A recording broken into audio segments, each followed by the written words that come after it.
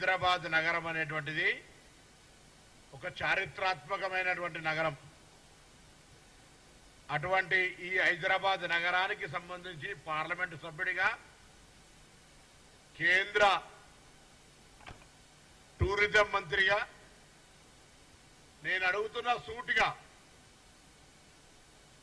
Archaeology department కావచ్చు, heritage department కావచ్చు, tourism department కావచ్చు, ఇప్పుడు బొగ్గు కనాలి గత 5 సంవత్సరాలే ఉంది. ఇప్పటి శాఖ గురించి అల్లే, ఇప్పుడు 5 నెలలే. 5 సంవత్సరాలు హైదరాబాద్ నగరానికి ఏం నిధులు తీసుకొచ్చినావు అని అడుగుతా ఉన్నా. ముందుగా హైదరాబాద్ స్మార్ట్ సిటీ చేయలేదు. కేంద్రం నుంచి ₹1 ప్రత్యేక నిధి తీసుకురాలే.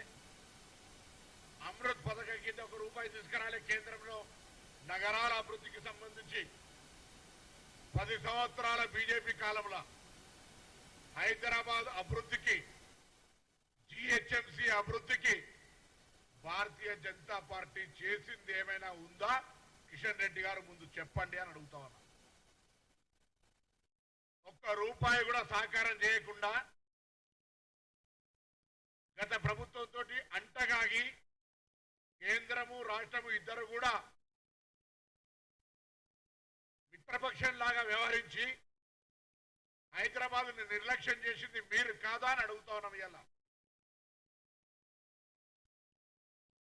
స్థానిక సంస్థల అధికారాలు 73, 74 రాజ్యాంగ ఆధునీకరణ ద్వారా 15th ఫైనాన్స్ కు వచ్చిన నిధులు తప్ప మా హక్కు. కేంద్రం నుంచి ₹1 అయినా ప్రత్యేకంగా నిధులు తెచ్చినారా అని అడుగుతా ఉన్నాం. స్థానిక ఎంపీలు, మీరు పార్లమెంట్ సభ్యులు ఇక్కడ ఈరోజు మేము అధికారంలోకి వచ్చిన తర్వాత కేంద్రం నుంచి నిధులు రావాలని అనేక సందర్భాల విజ్ఞప్తి చేసినాం. మా గౌరవ ముఖ్యమంత్రి గారు మిమ్మల్ని అడుగుతా ఉన్నారు. కేంద్ర మంత్రి అయిన హైదరాబాద్ నుంచి మొత్తం యావత్ తెలంగాణకు ప్రాతినిధ్యం వహిస్తా ఉన్నారు. రండి, మా మంత్రివర్గంతో మనందరం కూర్చొని రాష్ట్ర అభివృద్ధికి సంబంధించి ఒక ప్రణాళిక చేసుకుందాం. గతంలో ఆ ప్రభుత్వానికి అటువంటి ఆలోచన లేదు కావచ్చు, మీకు కూడా అటువంటి ఆలోచన లేదు కావచ్చు అని చెప్పినాం.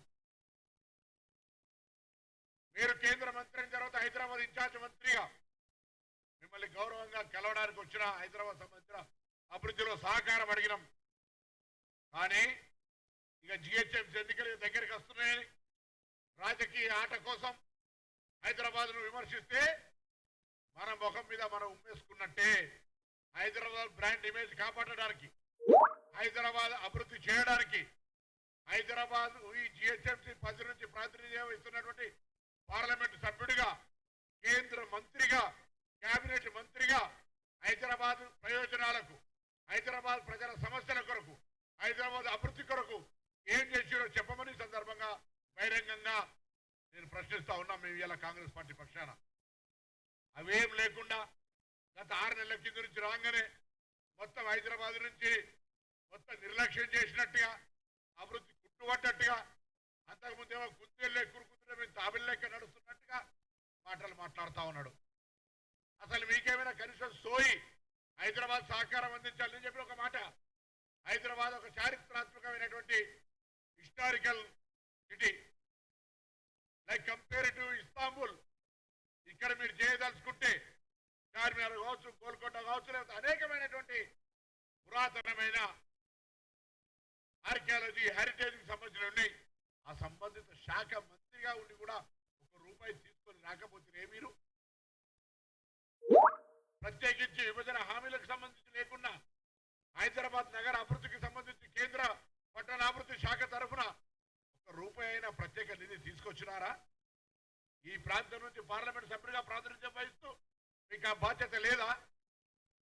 ఈరోజు మేము అధికారంలోకి వచ్చిన తర్వాత హైదరాబాద్ లో ఉన్న 141 ప్రాంతాల్లో వర్షం వచ్చినప్పుడు నీటి నిల్వలతోటి ఇబ్బంది అవుతా ఉందని, ఆ నీటి నిల్వల్ని ఏ విధంగా ఉపయోగించుకోవాలి ఈ రాతి కట్టడాల మధ్యన అని ఎక్కడెక్కడైతే 141 జాగాలలో నీళ్లు నిలుస్తాయో అక్కడనే వాటర్ కు గ్రౌండ్ లోపలికి అక్కడ ప్రభుత్వ స్థలాన్ని వినియోగించుకొని అండర్ గ్రౌండ్ లోకి వాటర్ పోయే విధంగా, నీటి నిల్వలు నిలవకుండా ఉండే విధంగా పైసలు ఖర్చు చేసి ప్రణాళిక చేస్తా ఉన్నాం. మెట్రో వాటర్ వర్క్స్ ఇంత పెద్ద సమస్య వచ్చినా మెట్రో వాటర్ వర్క్స్ కూడా మీరు ₹1 ఇయ్యలే. ఇంత పెద్ద హైదరాబాద్ లో శానిటేషన్, సిల్ట్, ఇతరత్ర కార్యక్రమాలు ఉంటాయి, డ్రైనేజ్ ఇంప్రూవ్మెంట్ ఉంటుంది, ఎక్స్పాన్షన్ అయింది సిటీ, అనేకమైనటువంటి గృహ అవసరాలు పెరిగినాయి. అయినా మీరు సంబంధించినటువంటి అంశం ఇయ్యలే. ఇలా మాట్లాడుతూ ఉన్నారు. దీన్ని తీవ్రంగా ఖండిస్తా ఉన్నాం. హైదరాబాద్ ఇమేజ్ కు భంగం కలిగే విధంగా కిషన్ రెడ్డి గారి వ్యాఖ్యలు వెంటనే ఉపసంహరించుకోవాలని కోరుతా ఉన్నాం. హైదరాబాద్ అభివృద్ధికి మీకు చేతనైతే సహాయం చేయండి. కేంద్ర మంత్రిగా మీ బాధ్యత నిర్వహించండి. హైదరాబాద్ కేంద్రం నుంచి పార్లమెంట్ సభ్యుడిగా ఈ ప్రాంత అభివృద్ధికి సహకరించండి. రాష్ట్ర ప్రభుత్వం నుంచి గౌరవ ముఖ్యమంత్రి గారు కావచ్చు, ఇక్కడ రాజకీయాలకు అతీతంగా ఇన్ఛార్జ్ మంత్రిగా మీ దగ్గరకు వచ్చి ఇక్కడ సమస్యలు చెప్పడానికి సిద్ధంగా ఉన్నామనేటువంటి మాట చెప్తా ఉన్నాం. మీరేం చేయరు. ఎన్నికల రాజకీయం కొరకు వాతావరణాన్ని కలుషితం చేయడానికి, లబ్ధి పొందడానికి రాజకీయంగా తప్ప. ఇక్కడ పెద్ద గాంధీ హాస్పిటల్ ఉంది, రండి. హాస్పిటల్ మళ్ళీ సరైన విధంగా ఇంకా ప్రజలకు సేవ చేసే విధంగా ఉస్మానియా హాస్పిటల్ ఉంది, నిమ్స్ హాస్పిటల్ ఉంది.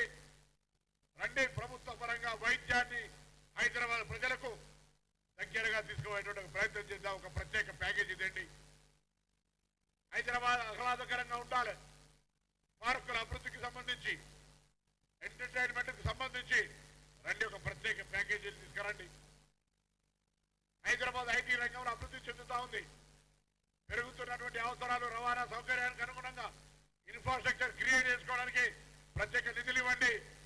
హైదరాబాద్ మీద శ్రద్ధ ఉంటే అవేం చేయకుండా ఊరికేనే మాట్లాడితే ఎవరు చూస్తూ ఊరుకోరు.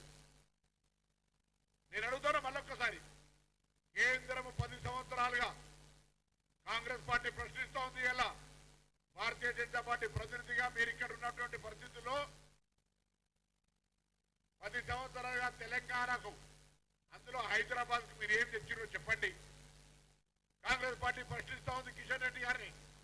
హైదరాబాద్ అభివృద్ధికి స్థానిక పార్లమెంట్ సభ్యుడిగా, మంత్రిగా హైదరాబాద్ అభివృద్ధి చేయడానికి అవకాశం వచ్చినటువంటి శాఖను గత 5 సంవత్సరాలు నిర్వహించినటువంటి మీరు ఏం చేసినారో చెప్పండి.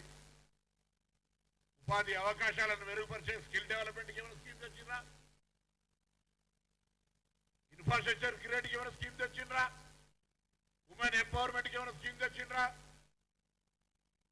మైనార్టీ, ఎస్సీ, బీసీ వెల్ఫేర్కి ఏమైనా తెచ్చిండ్రా? ₹1 దేని మీకు హైదరాబాద్ కు నిర్లక్ష్యానికి గురైందనేటువంటి హక్కు ఉందా అని అడుగుతా ఉన్నాం. స్మార్ట్ సిటీలో లేదు, అమృత్ పథకంలో లేదు, స్పెషల్ ప్యాకేజీలో లేదు, ప్రాజెక్టు వైపు లాభం చేసేది లేదు. హైదరాబాద్ ప్రజలకు